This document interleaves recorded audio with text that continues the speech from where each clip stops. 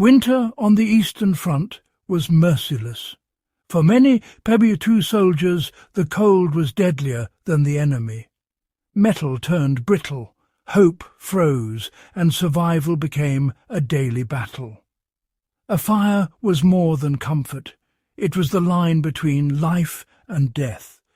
But a roaring fire wasted fuel and revealed your position. The real secret was capturing and holding heat, making every scrap of fuel last. Soldiers learned to build small, efficient fires and use the earth's warmth. Simple acts, like heating stones or building tight shelters, became lifelines. Frostbite and exhaustion were constant threats, but necessity bred ingenuity. They rediscovered ancient principles: conserve heat, minimize waste, and use what's at hand.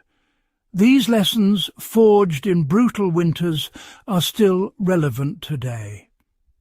In a world of central heating, we forget how fragile our comfort is. When systems fail, knowing how to create and conserve heat is vital. The forgotten secrets of survival offer us a guide to resilience in uncertain times. Let's journey back and uncover the ingenious, simple methods used to survive extreme cold. We'll see how ancient and wartime heating techniques can be adapted for modern emergencies. The core idea, thermal mass, using dense materials to absorb and slowly release heat. Soldiers built heaters from stone and clay, keeping shelters warm all night with minimal fuel. We'll also explore how small, well-built shelters and shared body heat created microclimates of survival. These aren't just stories. They're practical skills for today, empowering us to provide warmth when technology fails. This knowledge connects us to our ancestors and prepares us for an uncertain future. Efficient heating starts with thermal mass, a dense object that absorbs heat and releases it slowly.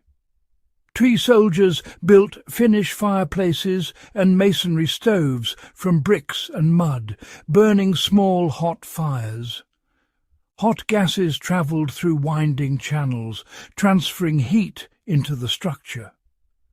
After the fire died, the mass radiated warmth for hours, using little fuel and producing little smoke.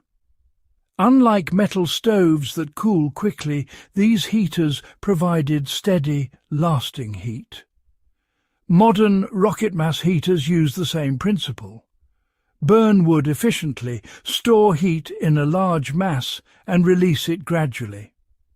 With just a small bundle of wood, you can heat a home for a day. This ancient wisdom kept soldiers alive, and it's making a comeback for off-grid living. Thermal mass is the key to efficient, resilient heating. The smaller the space, the easier it is to heat. Soldiers built compact dugouts, often partially underground, just big enough for a few men. Heating a tiny shelter was manageable, and every bit of warmth counted. Personal space was a luxury. Shared body heat was a survival tactic. Sleeping close together, under shared blankets, created a microclimate that kept everyone warmer. Cultures worldwide use similar strategies. Japanese families gathered around hearths, Russians huddled in groups. For modern emergencies, close off all but one room, hang blankets in doorways, and gather everyone together. Even pitching a tent inside a room can help.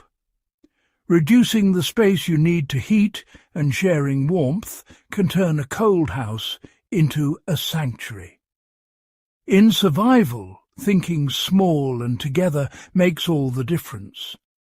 Compress your space, Combine your warmth and you'll endure the cold.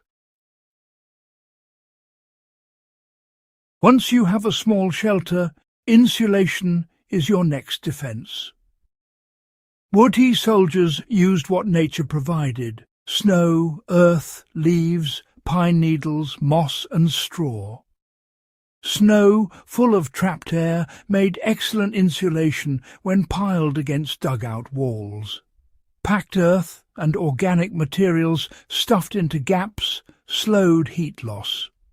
Dry moss or straw rivaled modern insulation, proving nature's solutions work.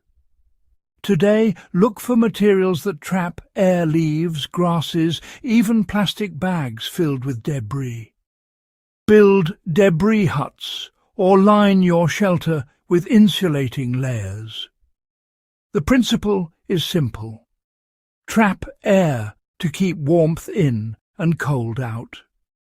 Improvised insulation can make the difference between comfort and crisis. A sealed, insulated shelter keeps you warm, but can be deadly without ventilation.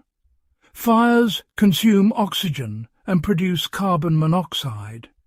Without fresh air, the risk is fatal. Soldiers balanced warmth and safety with clever venting. A low intake for fresh air, a high exhaust for smoke. Baffles, dampers and entrance tunnels minimize drafts and heat loss. Always ventilate any combustion-based heater, even in emergencies. Crack windows at top and bottom to create gentle airflow. This keeps air fresh and prevents dangerous gas buildup. Safety and warmth must go together. Never sacrifice one for the other. Smart ventilation is as vital as heat itself. On the front lines, a fire could save you or get you killed. Smoke and light revealed positions, so soldiers developed stealthy heating. Efficient stoves burned hot and clean, producing little smoke. Only dry, seasoned wood was used to minimize visible emissions.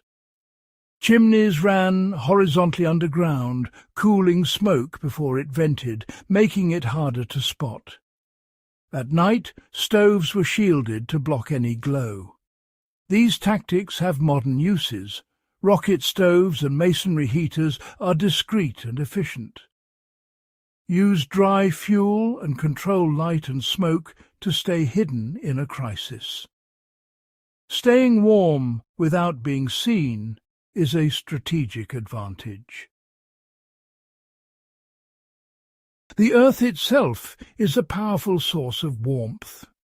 Underground, temperatures stay stable, much warmer than the winter air. Soldiers dug shelters into hillsides or pits, using the earth as insulation and a passive heat source.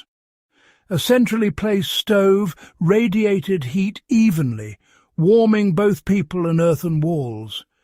Modern earth-bermed homes use the same principle, needing far less energy to heat. For survival, get below ground if possible. Even a shallow trench covered with debris is warmer than the surface. Digging out a tent floor or using natural depressions can make a big difference. Harnessing the Earth's thermal stability is the ultimate heating hack. The survival lessons of whirlpool winters are more than history.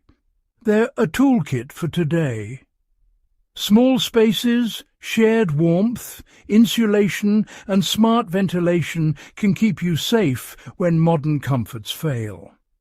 Thermal mass and natural materials are timeless solutions. Don't let this knowledge fade.